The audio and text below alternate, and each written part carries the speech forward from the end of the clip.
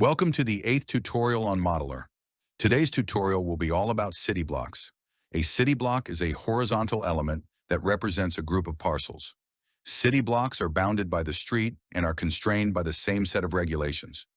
As was shown in other tutorials, if you place a building on a city block, the building will by default inherit parameters such as its use and number of floors. The most basic way to make a city block is to first draw a face. Let's now use the rectangle tool to do just that. Always make sure that the city block you are drawing is flat. Now, after drawing the face, click on the Create City Block icon to create your first city block. Now let's try to move the city block. We cannot. This is because the city block is locked. To unlock it, simply select it, then right-click it and select Unlock. Now we can freely move and edit the city block. We can also delete it if needed. City blocks automatically get locked after creation to make sure you don't move it by accident, as they usually represent a group of parcels. If you prefer not to lock city blocks upon creation, go to Options and toggle it on or off here. You can create city blocks of any shape like a triangle as long as it's flat and has a face. We will now first draw a city block for a parking area.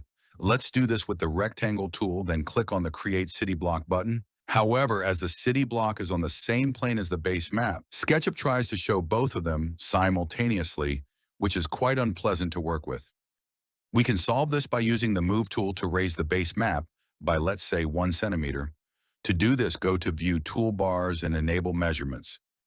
Next, select the base map, then click on the Move tool and press the up arrow key. Finally, move the base map upwards, then type in 0.01 and click on Enter. However, we can now only see the outline of the city block, not the city block itself. To fix this, go to Window, then Default Trays, make sure Materials is checked, then click on Show Tray. Now expand the Materials tab and click on the Home icon here and click on your base map. If you have added a location with a lot of data, you might have several images here. Let's click on the image with the parking area and then click Edit. Now we will lower the opacity of the base map image of the parking lot. Let's lower it to 80. Let's also lower the opacity of the base map image of the residential zones, which will be important for later.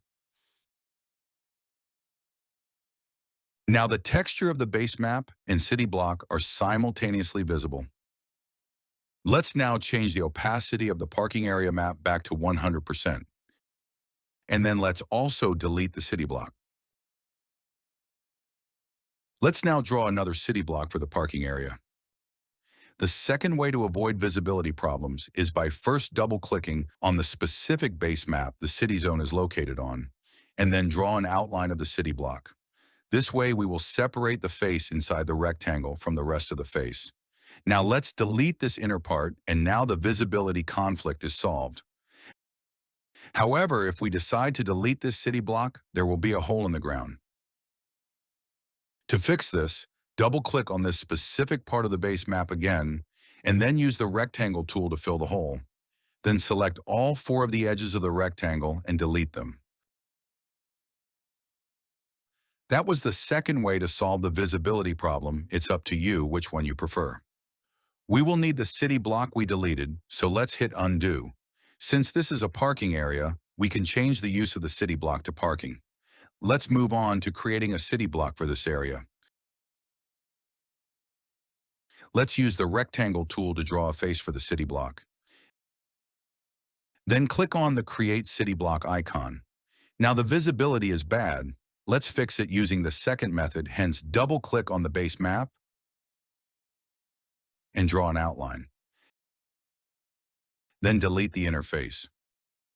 Since we've used the second method of improving visibility, the base map's 80% opacity is not see-through in this case. Before we change parameters of the city block, let's fix these 2 warnings. Maximum permitted FAR is floor area ratio. Let's change that to 2. And let's change the max permitted site coverage to 90%.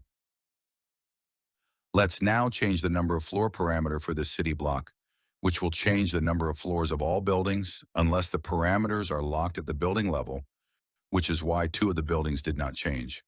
To make another building on a city block, simply use the rectangle or line tool and make a face on a city block, then create the building. It will automatically take the parameters set on the city block level.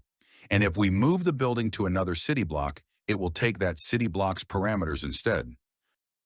That's it for this tutorial. If you need any more help, please visit our official website and YouTube channel.